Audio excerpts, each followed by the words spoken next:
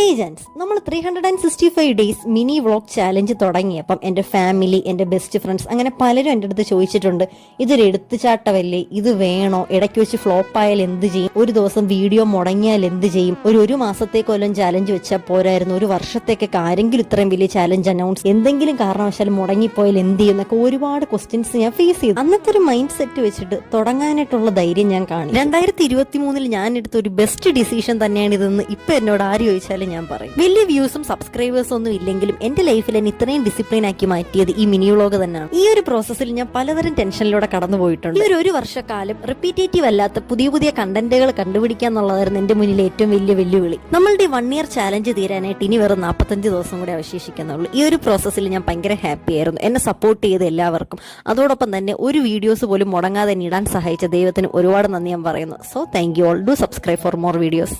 So love you all. Bye.